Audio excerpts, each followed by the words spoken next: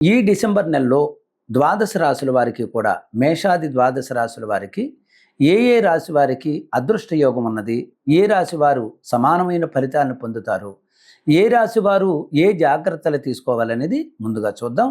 తదుపరి మీనరాశి. ఈ మీనరాశి వారికి వీరికి కూడా ఏలినాటి శని ప్రభావం ఉండడం వల్ల ఎలాగైనా సరే శని భగవానుడు అంటేనే అందరికీ భయం. నీలాంజన సమాభాసం రవిపుత్రం యమాగ్రజం ఛాయా మార్తాండ సంభూతం తం నమామి శనీశ్వరం. శని భగవానుడు ఎవరిని ఆవహించినా ఆ శనీశ్వరుడి యొక్క ప్రభావం దేని మీద ఉంటుందండి?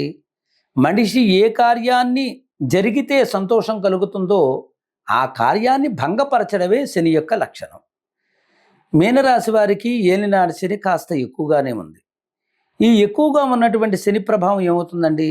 ఒక విద్యార్థి అనుకోండి, విద్యాపరంగా అసంతృప్తి కలిగిస్తూ ఉంటుంది.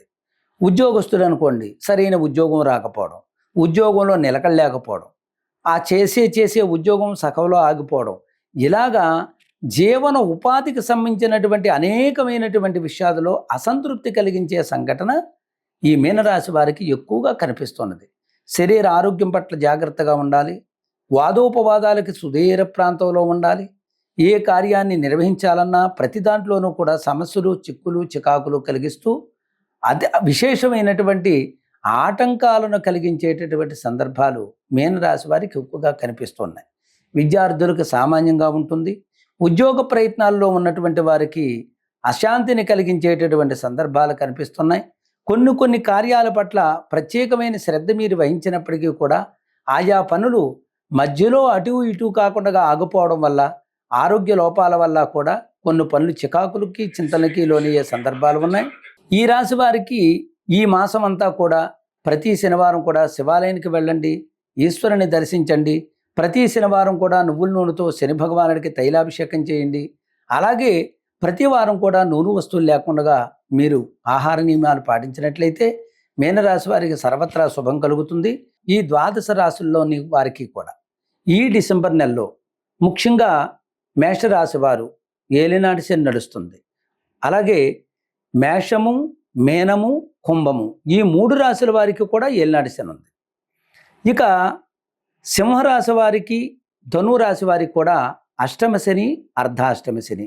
అంటే మనం గ్రహించినట్లయితే సింహము, ధనస్సు, కుంభము, మేనము, మేషము ఈ 5 రాశుల వారికి కూడా శని ప్రభావం విశేషంగా ఉంది.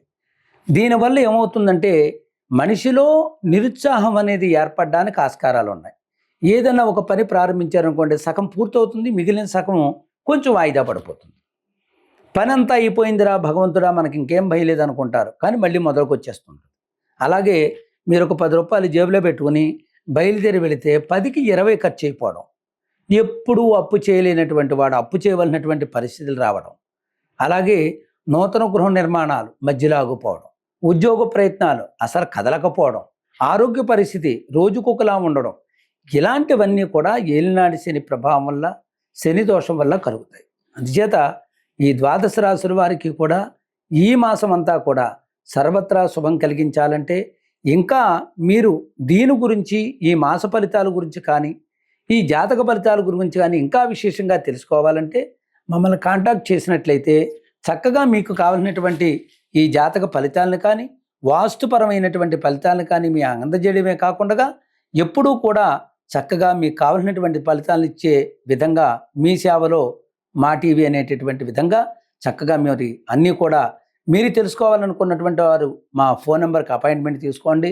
అది వాస్తు అయినా సరే, ఇళ్ల ప్లాన్లు అయినా సరే, అపార్ట్మెంట్ ప్లాన్లు అయినా సరే, జాతకాలైనా సరే, వివాహం కుదరకపోవడం, కుజదోషం, కాలసర్పదోషం, ఆరోగ్యం బాగోకపోవడం, అలాగే ప్రేమ వివాహాల్లో సమస్యలు, ఇలా ఏదైనా సరే మీరు ఒక్క ఫోన్ కాల్ చేసి చక్కగా అపాయింట్మెంట్ తీసుకున్నట్లయితే మీకున్న ఎంతటి మొండి సమస్యనైనా చక్కటి పరిష్కారం చెప్పడమే కాకుండా చక్కగా విద్వత్తున్నటువంటి వేద బ్రాహ్మణులతోటి కూడా దానికి సంబంధించినటువంటి ప్రాయశ్చిత్తాన్ని కూడా హోమాలని మొదలైన వాటి ద్వారా మీకు పరిష్కారం చెప్పేటటువంటి విషయాన్ని మీరు గ్రహించవచ్చు.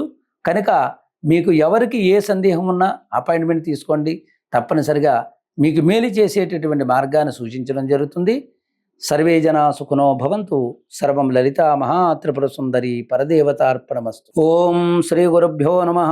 శ్రీ మహాగణాధిపతయే నమః.